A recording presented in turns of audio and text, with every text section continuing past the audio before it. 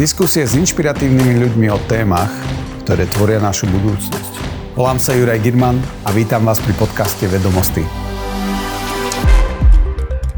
Prečo sa rozhodol študovať práve medicínu a prečo sa venuje infektológii, ako si spomína na pandémiu COVID-19 a kde vidí budúcnosť medicíny a umelej inteligencie? Profesor Pavol Jarčuška. Paľo, vitaj. Ďakujem za pozvanie. Začnem tak možno, že z hurta, že ako si sa dostal k medicíne a prečo práve infektológia? Život píše zaujímavé príbehy. Ja som mal obidvoch rodičov lekárov a s bratom som jednovaječné dvojča, to ešte poviem, to tiež nejakým spôsobom ovplyvnilo. Na druhej strane môj hlavný záujem na základnej škole, na gymnázium boli technické predmety. Matematika, fyzika, chémia, čiže tam, kde sa rozmýšľa, kde je vidno, že niečo môžeš aj zostrojiť. Ale v zásade som rozhodoval sa, či matematika, či medicína. Ale tá medicína to vyhrala. Malo to ale jeden háčik, pretože jeden z nás musel ich študovať mimo Slovensko, lebo proste režim bol taký, rodičia neboli aktívni v tých organizáciách, v ktorých sa to vtedy žiadalo. Tak som sa rozhodol, že idem študovať do Čiech ja. Ja som prvé 2 roky študoval v Olomouci. Má to jednu veľkú výhodu, mám 2-krát toľko priateľov zo školy, ako keby som študoval na jednom mieste. A prečo infektológia? To je dobrá otázka. Ja som robil švočku z úplne iného odboru. Robil som švočku z neurológie, tá študentskú vedeckú odbornú činnosť pre tých, čo tomu nerozumejú. A chcel som byť neurológom. Ale neurológia v tom čase bol taký smutný odbor, že síce sme vedeli zdiagnostikovať ochorenie, ale nevedeli sme ho racionálne liečiť. Tak to je také troška depresívne. A keď som bol na praktiku na infekčnom, tam bol vtedy šéfom pán profesor Schröter. On bol šéfom potom dlhé roky. Tak ma presvedčil, že by som išiel robiť na infekčné. A ten dôvod bol taký, že v podstate on by chcel niekoho, kto bude aj vedecky pracovať a chcel by niekoho, kto nejakým spôsobom má veľa voľného času. Ja som bol slobodný, v tom čase nemal som rodinu, takže som sa mohol naplno ponoriť do tej medicíny.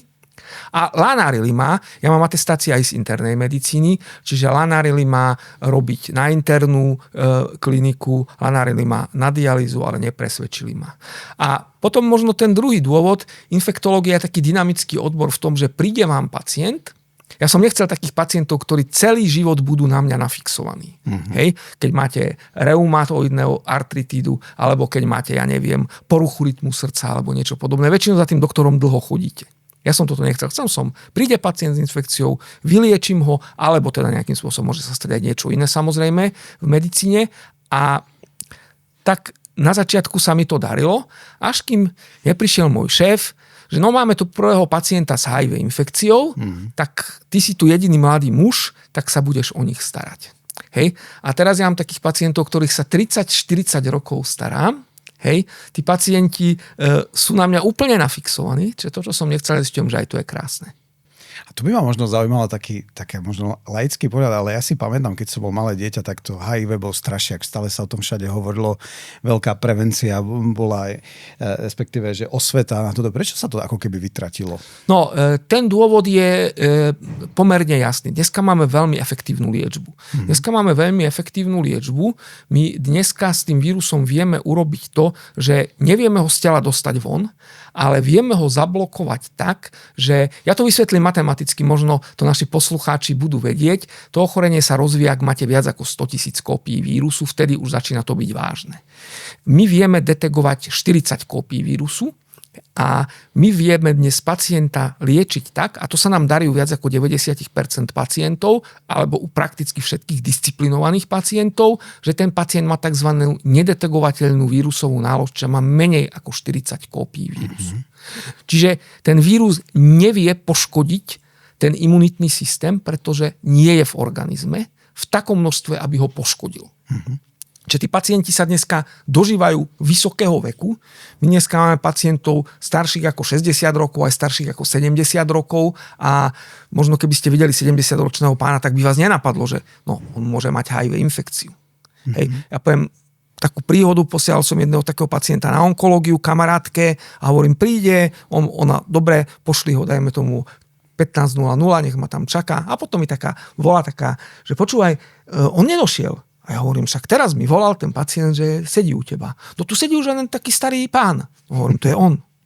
Hej. Takže my si musíme naozaj uvedomiť, že je to ochorenie, ktoré už dneska nepredstavuje takú tú emočnú záťaž, ako predstavovalo predtým. Lebo predtým si predstavte, že mali ste tú infekciu, povedali sme, že budete žiť maximálne 10 rokov, keď to bolo v rozvinutom štádiu maximálne rok, 2. Boli to mladí ľudia, výkonní ľudia. Väčšina z nich bola homosexuálov, dobre zasituovaní ľudia, umelci.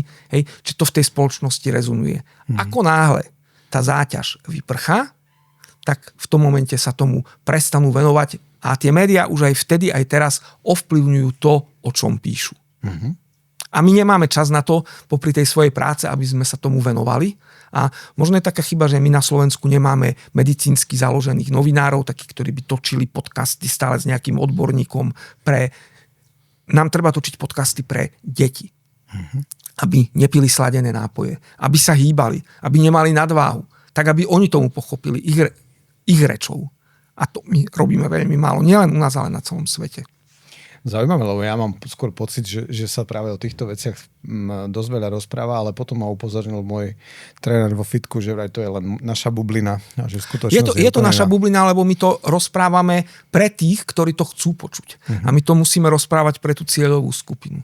Čiže keď 12-ročné dieťa obľubuje hamburgery, tatranky a za to ešte kola, ešte 2-krát do týždňa do McDonaldu za odmenu, tak musíme vysvetliť, že ale počúvaj, ty budeš plakať, keď budeš mať 18. Lebo vtedy prvýkrát pocítiš, že budeš mať nejakú nadváhu a budeš sa horšie pohybovať medzi svojimi rovesníkmi. Ty ti to dajú pocítiť aj po tej psychologickej stránke, ale aj to zdravie sa teraz formuje.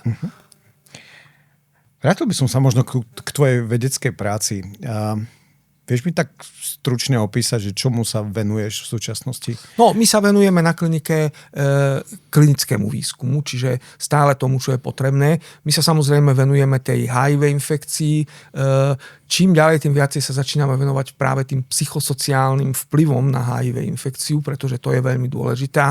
Zase sme dostali druhú takú ránu, keď začala vojna na Ukrajine.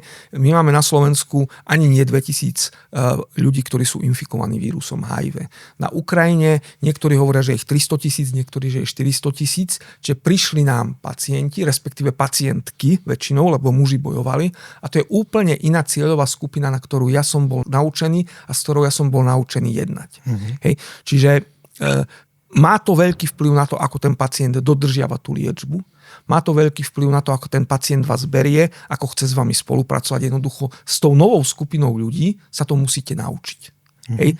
Či si to priznáme, či nie, nikto nie je taký doktor, že zoberiem najnovšie odporúčanie, pozriem, taký a taký je postup, hodím to pacientovi do tváre a rátam s tým, že to dodrží. Vôbec nie. Ja mu to musím vysvetliť na jeho úrovni tzv. Health literacy, čiže na jeho úrovni toho, čo on medicínsky vie prijať, každý je iný. A musím mať istotu, že ten pacient sa s mojimi odporúčaniami, závermi stotožnil. Potom sa my vo veľkom venujeme antimikrobiálnej rezistencii. To má jeden úplne jednoznačný dôvod a možno teraz vystraším troška našich poslucháčov, lebo predpokladá sa, v súčasnosti v dôsledku antimikrobiálnej rezistencie zomrie 5 miliónov ľudí na Zemeguli ročne a 1,3 milióna už len preto, že tie antibiotika im neúčinkujú. Ten počet sa má výrazne zvýšiť do roku 2050, ak my niečo nezmeníme. A Sally Davis, to je taká milovaná britská odborníčka, bývalá šéflekárka Británie, ktorú naozaj ten národ má rád. Ona povedala takú peknú vetu, že antibiotická rezistencia nám môže ľudstvo zabiť skôr, ako vznikne klimatická kríza.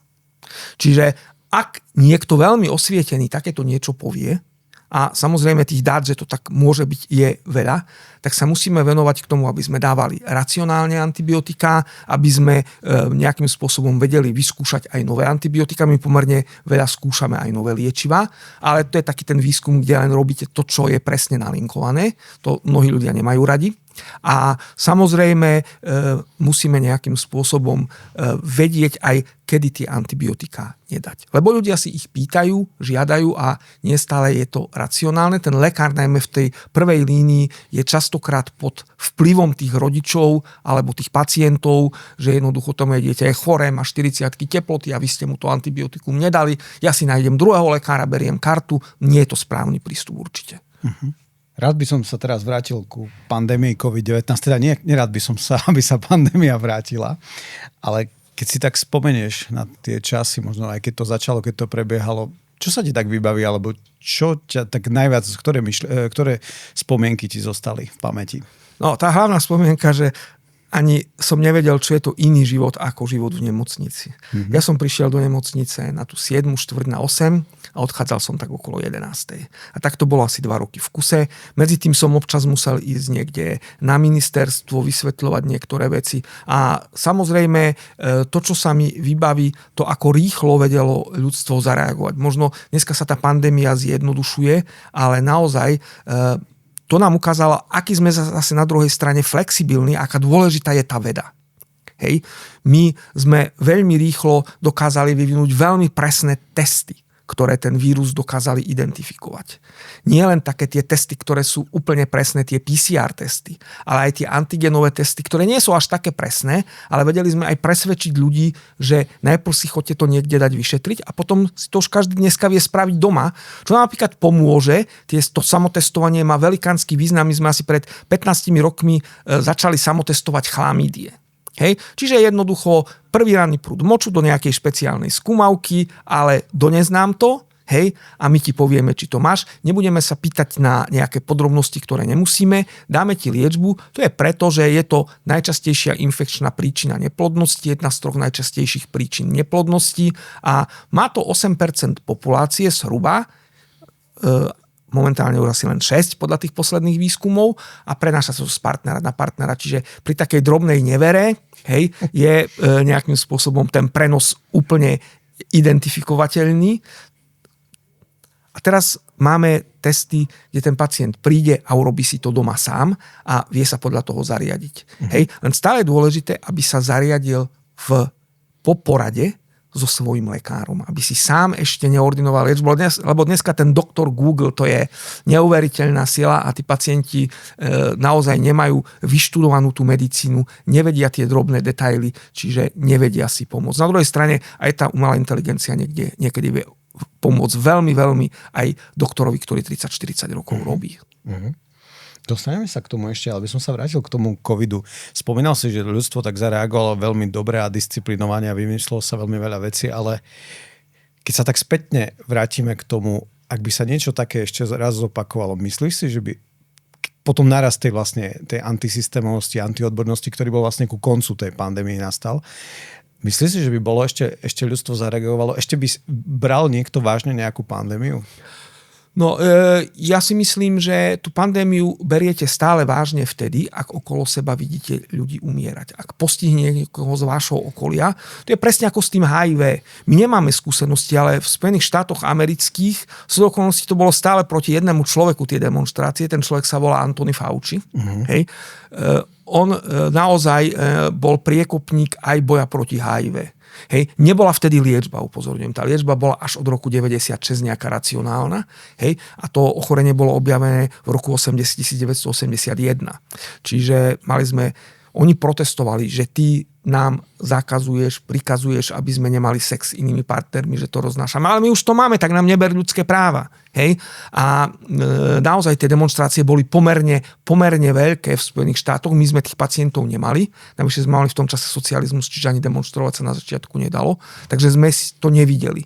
Ja som videl, ako tí pacienti na kongresoch demolujú stánky farmaceutických firiem, pretože HIV neexistuje, oni majú poruchu imunity z iného a prešli sme si tým obdobím.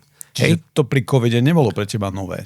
Ja som predpokladal, že ja som stále hovoril, že a tým, že ja pôsobím na klasickej univerzite, že dôležité je nielen mať vedecký výsledok niečoho, ale aj vedieť to interpretovať pre tých ľudí. A to je jedno, či je to COVID, alebo sú to elektromobily, alebo je to umelá inteligencia. Pozrite sa, čo sa teraz dvíha proti elektromobilom u niektorých ľudí. Hej? Pritom je to geniálny koncept, ktorý má niektoré chyby, ktoré treba vyriešiť. Ale už proste sa dvíhajú ľudia, že proste tým sa zastaví mobilita, sloboda, neviem čo. No nie je to tak. Hej. Že ľudstvo stále má nejakých rebelov a ja stále hovorím, ten, kto sa neuplatní v tom hlavnom prúde, tak skúša, kde by sa mohol uplatniť inde. A teraz tých možností vďaka sociálnym sieťam je strašne veľa. Čo si myslíš, čo spôsobilo to takú nedôveru voči očkovaniu ako takom? Ja sa ti musím s niečím priznať. No? Ja som tiež v podstate, vedel som od začiatku, že sa chcem dať očkovať. S týmto som nemal absolútne žiaden problém, ale keď prečítal som si rôzne články a rozhodol som sa pre AstraZeneca, ktorá bola klasická vektorová vakcína a nie mRNA. A tiež je to asi nezmysel, ale takto som to nejak emočne cítil vtedy. Tak tiež rozmýšľam, čo spôsobuje tá nedôveru u ľudí voči očkovaniu? No, bolo to samozrejme veľmi rýchlo vymyslené. Ten klasický vývoj akéhokoľvek lieku, a to nebol odpor len voči vakcíne, ale voči lieku. Máme jedno veľmi účinné liečivo, nazýva sa Remdesivir. A tam to možno aj začalo.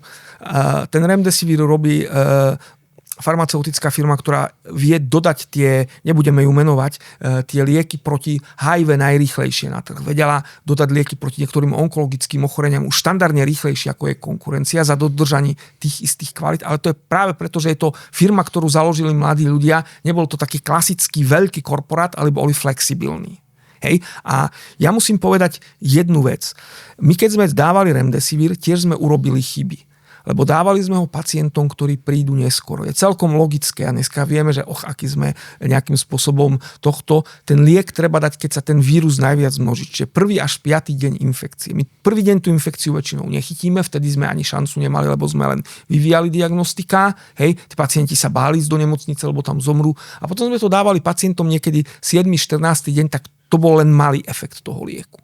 Hej. A samozrejme, potom sa všetci tí odporcovia, ten zlý farmapriemysel chce tu nosiť liek. A my sme sa pýtali, čo je za tým, že ja som pôsobil aj v takých medzinárodných poradných zboroch, že čo je za tým, keď sme nadizajnovali tú štúdiu, ktorá už ide na deň 1 a 5, tak sa ukázalo, aký efektívny to liek je.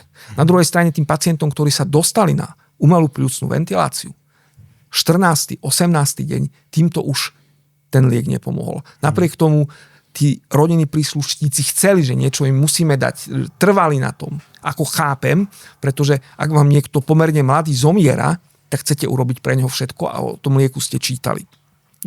A mnohé aj tie terapeutické postupy sa vyvíjali postupne. Tam bolo veľa nejasného. Hej. Na začiatku sme aj my dávali lieky, ktoré už dnes by sme nikdy nedali, pretože nič iné nebolo. Potom zhruba rok a pol to trvalo, už sme vedeli, ktoré lieky naozaj efektívne byť môžu.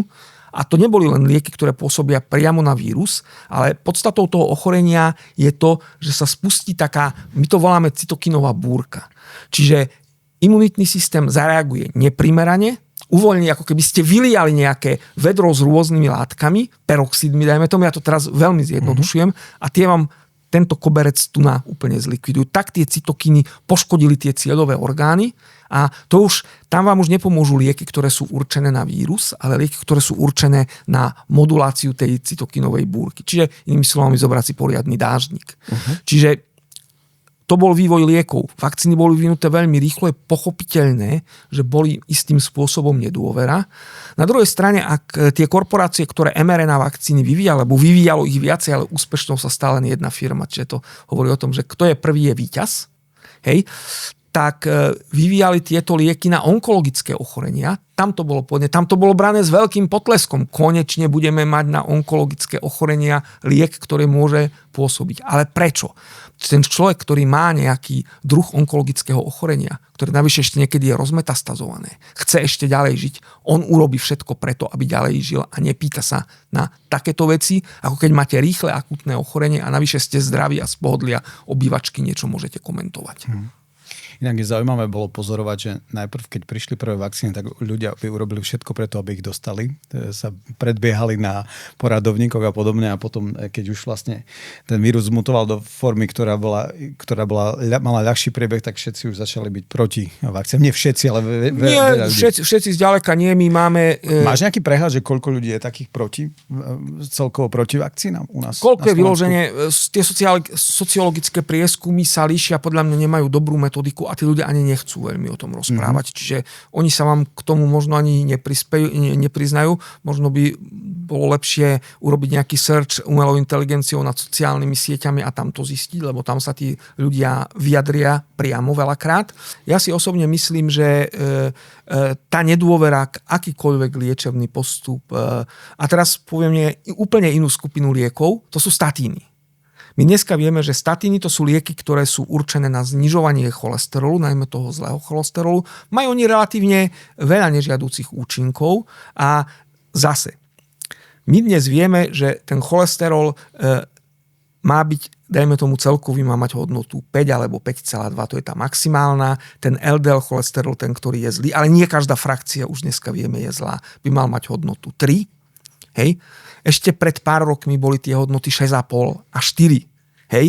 A teraz tí ľudia celkom logicky uvažujú, je to liek, ktorý má nežiaduce účinky, lebo má, vieme o nich. Hej, nikto ich nepopiera. Zrazu tí vedci, tí kardiológovia znížili tie hodnoty o 1,5.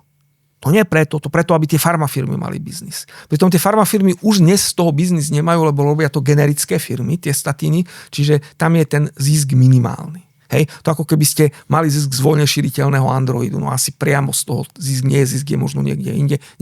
Samozrejme, musí sa toho vyrábať veľa a musia sa zisťovať nejaké veci. A ja poznám spustu pacientov, ktorí veľmi racionálne uvažujú a ja im poviem, pozri sa sem.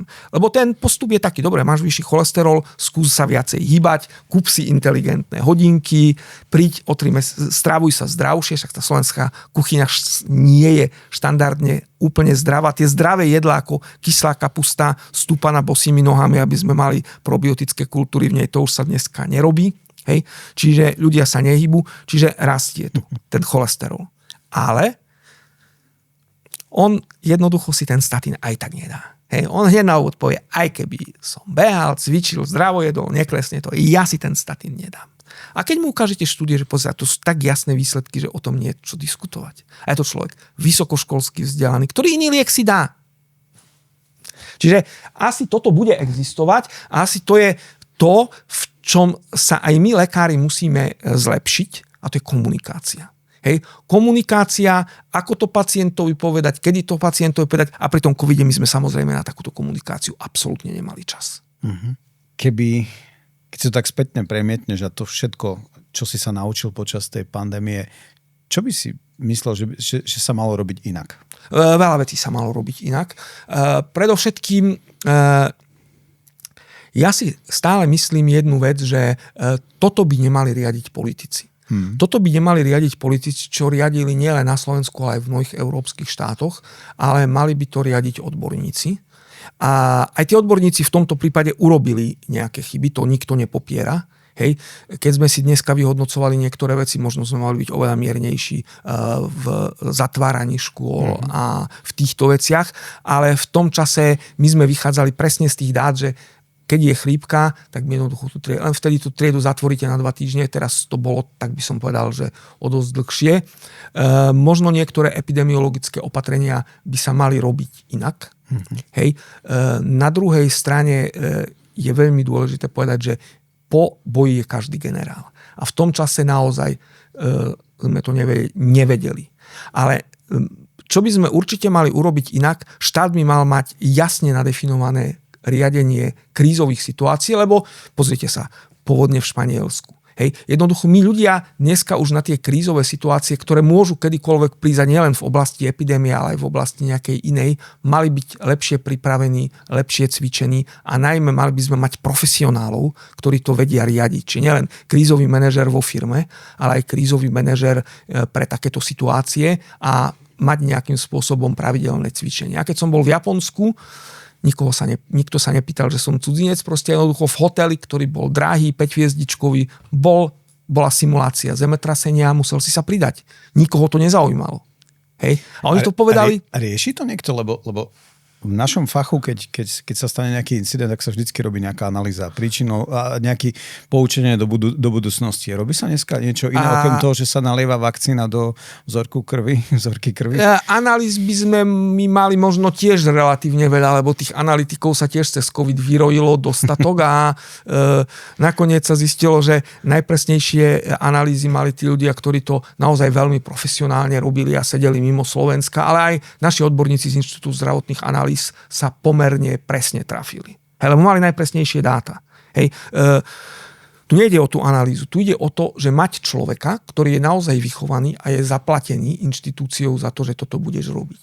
Čiže mal by nejakých teraz to poviem na akomkoľvek ministerstve krízový manažér, aby som nehovoril o zdravotníctve, vezmem si napríklad ministerstvo hospodárstva, pretože tá infraštruktúra tzv. Kritická musí fungovať aj cez COVID, aj cez zemetrasenie, aj cez povodne.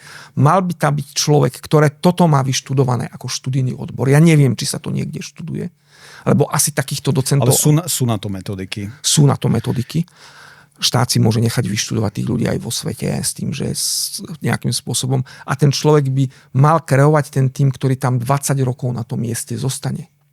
Nemôže sa stať, že tí naši kariérni úradníci sa po zmene vlády, a to je jedno, ktorá je to vláda, budú meniť každých 4, 8, 12 rokov. Jednoducho ten človek tam má byť, má si budovať tým, má robiť tú svoju prácu.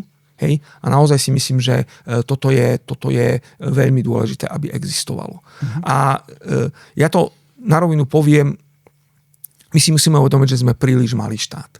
Ak by ku nám teraz prišla nejaká ebola, čo je hemoragická horúčka s extrémnou úmrtnosťou, tak je oveľa optimálnejšie takéhoto pacienta okamžite umiestniť do centra, ktoré je v Nemecku alebo v inej krajine, hej? Lebo mnohé malé krajiny, ako sú napríklad Rakúsko, takéto centra nebudujú a budujú si zmluvy. Lebo jednoducho je to drahé, je to neefektívne ekonomicky a ten človek, ktorý prvýkrát príde s niečím do kontaktu, stále bude reagovať tak, ako keď prvýkrát s niečím príde do kontaktu. Keď ste dobrý šofér a prvýkrát si sadnete za nejaké nové auto, ktoré je napríklad navyše ešte elektromobil a ste navúčení na manuálnu prevodovku, nebude to ideálna reakcia. To je celkom primerané. Ale ak ste trénovaní, hej, tí ľudia, tie centra v Nemecku na takéto infekcie trénujú 24/7 denne na ľuďoch, ktorí nemajú poistenie, väčšinou bezdomovcov, na nejakých infekciách, aby boli pripravení, keď príde reálny pacient, tak títo natrénovaní sú. Ale stojí to strašne veľa peňazí. Ja by som sa dotkol takej témy, ktorá je trošku typická pre dnešok, je taký fenomén antiodbornosti a takého šarlatánstva. Poviem to tak, že o influenceri, ktorí majú vyštudované kadečo, hovoria o dopamíne a výživoví poradcovia sú v podstate ľudia, ktorí majú pár kurzov. Nechcem sa zase dotknúť ľuďom, ktorí sa tomu venujú seriózne. Ale ako sa ty na to nazeráš? Ako sa nazeráš na niečo také, keď, ja neviem, pandémiu vyšetruje, ako čo priebeh pandémie, ortopéd a podobne. Ako sa vnímaš na tento fenomén? Kde to prišlo? Bolo to stále, alebo to je len fenomén posledných rokov? Antiodbornosť, ja som sa bavil s ľuďmi na našej univerzite, ktorí pôsobia na tých behaviorálnych a sociálnych vedách. Oni povedali, že tá antiodbornosť nie je len fenomén dneška, ale ten fenomén stále vzniká vtedy, ak tá spoločnosť nejakým spôsobom sa dostáva do určitej krízy a je určitá sociálna neistota. Hej. Tá sociálna neistota nemusí byť daná len príjmami, môže byť daná ohrozením zdravia, môže byť daná naozaj tým, čo ja si zadefinujem ako tú sociálnu neistotu. A tí ľudia využívajú, lebo keď sa pýtate odborníkov na to, že čo by každý človek chcel mať, tak niekto povie, že peniaze, niekto povie, že by chcel mať kariéru, niekto povie, že zdravé deti. Ale v každom prípade dá sa to shrnúť, že potrebujeme zdravie a mať pocit bezpečia. Hej, ak mám pocit bezpečia, čiže mám nejakú istotu, tak sa cítim oveľa lepšie, ako keď viem, že mám nejakú neistotu, môžem prísť o prácu alebo niečo podobné. A vtedy samozrejme takíto tí ľudia môžu rásť. Ja to poviem, my máme ten systém, kde máme tzv. Regulované povolania a máme neregulované povolania. Minimálne v regulovaných povolaniach by ten princíp odbornosti mal byť absolútne dodržiavaný. Čiže ja to poviem klasicky. Ak je regulované povolanie nejakým spôsobom zdravotnícky záchranár, tak mal by to robiť ten, kto má vyštudovanú medicínu. Aj nie každý lekár môže byť nejaký taký, ktorý už 20 rokov v laboratóriu, čiže my preto si musíme ako členovia komory pravidelne, hej, aj keď my na to nadávame, že však ja viem podať prvú pomoc, musíme to mať precvičované. Takisto nejakým spôsobom by to nemala robiť nejaká učiteľka biológie a ak to chce robiť, tak jej musíme ponúknuť primeraný certifikovaný kurz a kompetencie, čo robiť môže. Hej. Čo sa týka výživy, tých premudretých ľudí je strašné kvantum. Hej. A to je preto, že strašne veľa ľudí chce schudnúť. A ja to poviem tak, že lepšie je, ak sa dostaneme do tej situácie, že tých ľudí obezných budeme mať menej, a ten priestor je len v detskom veku. Hej. Máme takú štúdiu, nazýva sa HBSC, Health Behavior and School Age Children, ktorá hovorí o rizikových faktoroch u detí. Najrizikovejší faktor jednoznačne je pitie sladených nápojov. Tam tí deti príjmu neuveriteľné kvantum kalórií. Moja žena je detská endokrinologička, ona hovorí, že to je najťažší biznis na svete, lebo ja im viem povedať tým detičkám, ktoré už sú obézne a ktoré fakt majú niektoré rekordné hmotnosti, že ty aspoň večerne jedz, a hovorí, tak smutne na mňa pozerajú a že proste je to pre nich už dá sa povedať tá najväčšia karma, ktorú majú. A druhé je takého, čo sa všetci snažia, aj dlhovekosť. To je celkom zaujímavé, koľko zaručených typov pre dlhovekosť sa objavilo posledné roky. No a koľko zaručených preparátov v rôznych... Ja teda sa priznám, nakupujem si výživové doplnky, aby som bol lokál patriot v jednej košickej firme, ktoré podostávala veľa cien. Asi vieme, o ktorú firmu sa jedná. Ale tam som tiež našiel tak povio, že toto je preparát, ktorý... Hej. A keby to človek mal skombinovať, lebo oni majú celé kvantum na tej stránke tých preparátov, ktoré každý jeden má nejaké údaje. Tie údaje nie sú tzv. Hard data, že áno, toto budeš jesť, budeš dlhoveký. Niekomu to pomôže lepšie, niekomu to pomôže horšie. Hej. Ale v každom prípade my dneska vieme, že ten kľúč na dlhovekosť je pohyb, primeraná strava, odbúranie stresu. A to posledné, ja neviem, či sa v tých našich povolaniach niektorých dá odbúrať. A v každom prípade videl som veľa lekárov, ktorí sa dožili aj cez 100 rokov. Tak to by asi vysvetľovalo, prečo môžu byť najviac sa dožívajú ľudia v krajinách ako je Japonsko a Švajčiarsko, kde je odlišný typ jeden taký, stravovania. Ja to poviem inak. Ja som taký chorvatofil, chodím hodne do Chorvátska. Napríklad v Chorvátsku na ostrovoch je podstatne dlhší priemerný, alebo my hovoríme stredný očakávaný vek dožitia, ako vo vnútrozemí, hoci je to niekedy 50 km od seba vzdialené. Asi je to tým, že tí ľudia majú zdravšiu stravu, oveľa viacej pohybu a menej stresu. Jedna chorvátska známa mi hovorila o tom vtip, ale to ti poviem až potom. Čo a tá pedagogická činnosť? Čo ti robí väčší špás? Pedagogická činnosť alebo veda? Tá naša veda nie je taká, ako by človek očakával. Tá naša veda je popri bežnej robote. Čiže ja nesedím v laboratóriu, nepozerám do mikroskopu a do mikroskopu pozerám vtedy, keď chcem vidieť nejaké plazmodia pri malárii alebo niečo podobné, ale naozaj tá moja vedecká činnosť je taká, že my si nadizajnujeme to, čo chceme zistiť, potvrdíme a robíme to bežne počas klinickej praxe. Ja mám také činnosti, robím na ambulancii, to ma nesmierne naplňa, lebo na tej ambulancii ste väčšinou najefektívnejší. Ja, ten doktor, samozrejme robím vizity na oddelení, ale viac o tých pacientov sa starajú tí lekári, ktorí sú pri lôžku. Čiže takisto učím študentov. Takto poviem, sú dva druhy výučby. U nás v tej medicíne je to troška ináč, ako niekde inde.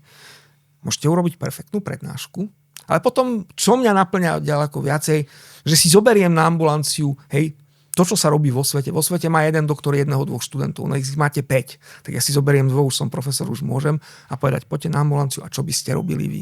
To ma naplňa asi najviac z toho, a najmä keď ten študent rozmýšľa.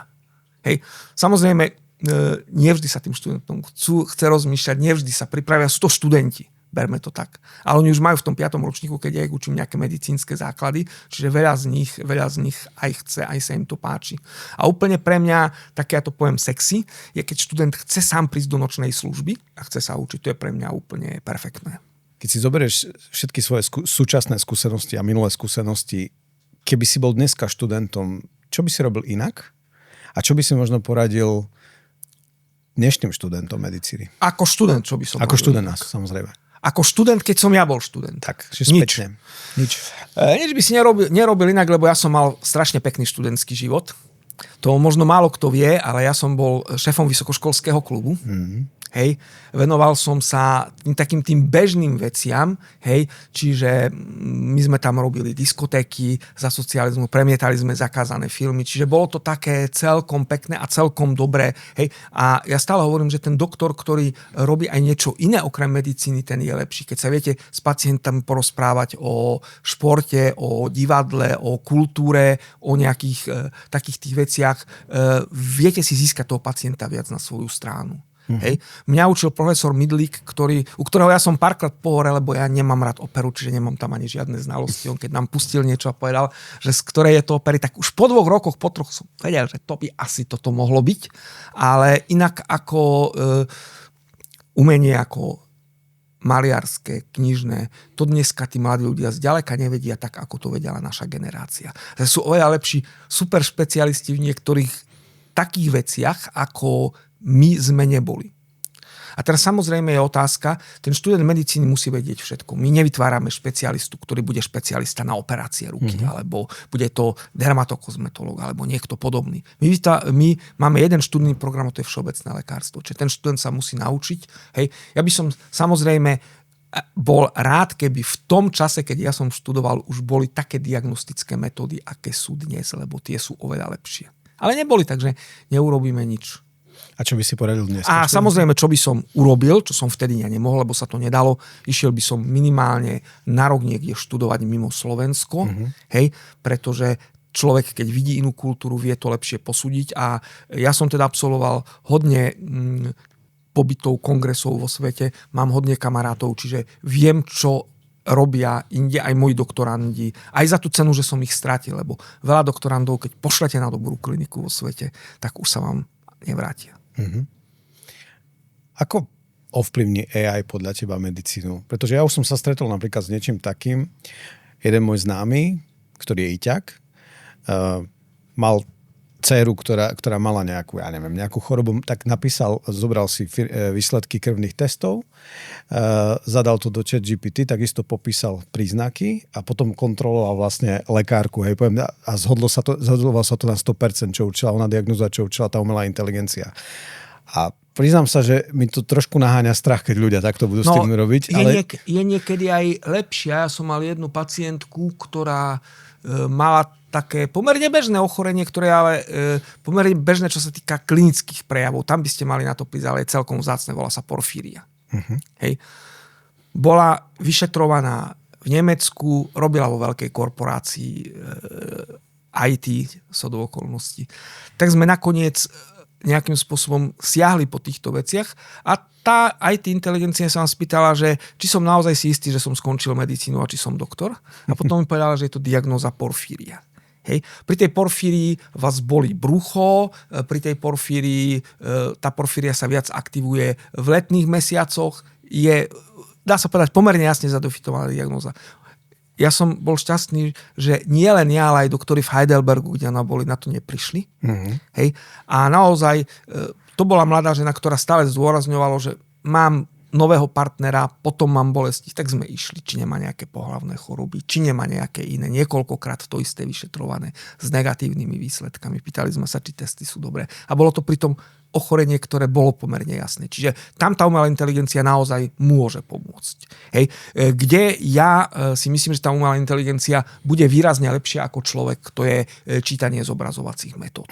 Hej. Človek nevie nejakým spôsobom toľko odtieňov šedej alebo také drobné útvary na takom veľkom skene CT, magnetické rezonancie alebo PETka popísať ako umelá inteligencia. Zase na druhej strane niektoré veci tým, že má skúsenosti, vie posúdiť lepšie. Otázka je, ako to bude, keď to naučíme tú umelú inteligenciu, to, čo všetci tí rentgenológovia sa naučili, tak tam to je naozaj otázka, čo z toho vznikne. Ja si myslím, že liečiť umelá inteligencia nikdy nebude vedieť, pretože umelá inteligencia zatiaľ nie je asi na takejto úrovni, že by vedela presne nadefinovať pacientovi tú otázku, ktorú ja sa chcem spýtať. Totiž mne strašne veľa ovplyvňuje to, ako a čo sa pacienta spýtam, čo chcem vedieť. A každého pacienta sa to musíte pýtať inak. Hej? Nejakým spôsobom naozaj pacienta, ktorý je nejaké malé dieťa, tak príde mamička a povie, bolí ho hrdielko. Hej? Tak sa ho spýtaš, bolí ťa hrdielko? A to dieťa povie, nie, neboli. Hej? Pozrieš sa do hrdla a vidí, že tam má jasnú angínu. Hej? Ale potom, keď sa ho spýtaš, čo ťa boli, tak povie hrdlo. Hej? To je veľmi dôležité. Ono sa to asi možno bude tá umelá inteligencia učiť, ale v tomto lekára nenahradí. Takisto nenahradí v niektorých veciach, kde ten lekár si všíma toho pacienta ale naozaj tie encyklopedické vedomosti, napríklad ja sa venujem antimikrobiálnej terapii a génom, tak tie gény antimikrobiálnej terapie, ja som stále sa hrdil tým, že toto ja ovládam, to je to, čo ja ovládam. Teraz keby som si dal šachovú partiu s nejakou umelou inteligenciou nabrifovanou, nemám šancu vyhrať. To už ja dneska viem. My v našom obore zatiaľ máme sme sa zhodli na tom, že napríklad programátora nenahradí umelá inteligencia, ale nahradí ho programátor, ktorý používa umelú inteligenciu. Tak zrejme to bude takto aj v medicíne. Dokonca sa hovorí o tom, že, a my sme veľmi vážne, ja som bol na jednom kongrese, sa veľmi vážne o tom hovorilo, že by sa vytvárala nejaká špecializácia spoločne medzi IT, medicínou, kde by práve tí ľudia, ktorí budú do týchto vecí zasahovať tým rozhodujúcim spôsobom, mali aj tie medicínske. Medicína nie je len tvrdé štúdium medicíny, je to aj štúdium psychológie, štúdium nejakých iných odborov, vrátane nejakej tej komunikácie. A takisto by mali základy IT, a že tí ľudia, možno by to bolo dlhšie štúdium, ale tí ľudia by potom naozaj asi... Dokonca som čítal v jednom časopise, že či nebude do budúcna, nie že medicíne univerze doktor, ale medicíne univerze biointelligence assisted doctor. Nevieme. Možno to naozaj bude. Nechajme sa prekvapiť, ale musíme to vedieť regulovať tak, aby nejakým spôsobom naozaj tá umelá inteligencia vedela poskytovať. Pre mňa je to veľká výhoda, že je to oveľa lepšie ako doktor Google, kde sa dočítate všetko. Ale ak umelá inteligencia pôjde, že si začne stiahovať aj tie vedecky neoverené články a nebude krmená správnymi dátami, môže to byť celkom veľká katastrofa. Kde vidíš medicínu o 50 rokov? Ja ju vidím jednoznačne ako personalizovanú medicínu. Hej. Personalizovaná medicína je to, že ja to poviem veľmi jednoducho, my dneska prídeš k doktorovi, máš vysoký krvný tlak a zase vysvetlím poslucháčom, tá naša snaha je jediná. Docieliť dlhodobo hodnoty krvného tlaku, ktoré sú na hodnotách, ktoré sú zadefinované. Optimálne, dajme tomu 120 na 80, neviac ako 140 na 90, ale skutočne. A je jedno, ako to dosiahnem. Ja dneska neviem, či tomu pacientovi viacej pomáhajú liečiva, ktoré sa nazývajú beta-blokátory, liečiva, ktoré sa nazývajú AC inhibitory, alebo nejaké iné skupiny, nechcem ich všetky vymenovávať. My napríklad vieme, že biela rasa a čierna rasa majú troška inú reakciu na niektoré liečiva. A my dneska vieme napríklad zistiť už na základe pre pár jedincov, že áno, ty na tento liek prakticky vôbec nereaguješ, tak by si ho nemal brať. Skôr prevážia nežiaduce účinky. Čiže tá, dá sa povedať, medicína bude musieť nadefinovať podstatne lepšie tie premenné a dá sa povedať personifikovať si toho pacienta. Otázka je, čo to bude stáť a koľko verejných zdrojov to poholí. Lebo ako náhle chceme robiť dobrú medicínu, modernú a posúvať sa ďalej, každý ten jeden rok pridaný života a najmä plnohodnotného života nás stojí z hrubého domáceho produktu strašne veľké množstvo peňazí. A je samozrejme otázka, ako nám ovplyvňujú tie neočakávané javy, ako možné napríklad epidémie, zmeny niektorých vecí, zmeny myslenia ľudí. Hoď aj, dajme tomu, tá nekvalifikovaná, dá sa povedať, pseudozdravotná starostlivosť, ktorú si niektorí ľudia budú poskytovať. Možno proti tej personalizovanej medicíne sa tiež zdvihne nejaká vlna odporu časom a niekto povie, že no tak ako chcete vedieť o mne všetko, aké ja mám gény a neviem čo, no na čo vám je to. Hej, nebude sa s tým obchodovať, nebude sa to, hej, no dneska máme biobanky, no samozrejme, ak chceme zistiť, či na nejaké tkaniva niečo pôsobí, musíte tú vzorku niekde dodať, či je to vlastne svojím spôsobom akýsi obchod, aj keď to má veľmi prísne regulačné pravidlá. Aké sú tvoje ďalšie plány? Čomu sa plánuješ venovať v najbližšie obdobie? No ja sa venujem stále tomu, čo život prinesie, či ja určite nebudem už meniť to, čomu sa venujem. Ja sa najmä snažím veľa venovať mladým doktorom, aby tí mladí doktori sa naučili odo mňa to, čo sa potrebujú naučiť v klinickej praxi, v takej tej komunikácii s pacientom, lebo to je takisto veľmi dôležité. A takisto chcem, aby začali samostatne vedecky pracovať. Ja som vychoval pomerne dosť doktorandov, niektorí z nich sú veľmi úspešní. Ja by som bol rád, keby všetci tí doktoranti zostali u nás, čo sa určite nepodarí. Hej? Ale určite viem, že nejakým spôsobom budeme robiť to, čo doteraz a všetky tie chyby, ktoré sme urobili, sa z nich poučíme.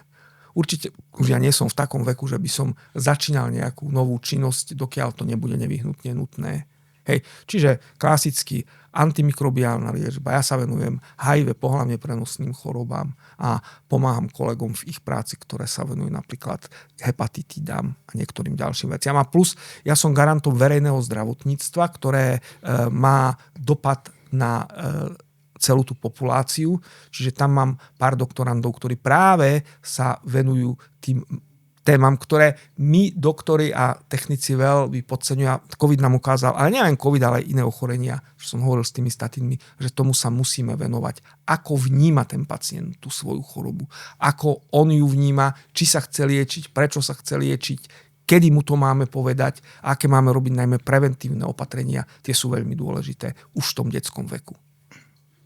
Paľo, ďakujem ti krásne, že si prijal moje pozvanie za super inšpiratívny a zaujímavý rozhovor a prajem ti všetko dobré v ďalšej práci. A ja ďakujem veľmi pekne a možno jeden námed na inšpiráciu. Ja som v takomto bol vo svete, v takomto podcaste alebo v takomto štúdiu a v zápätí potom volali môjmu najmladšiemu doktorovi, že na tie isté otázky poď hovoriť ty.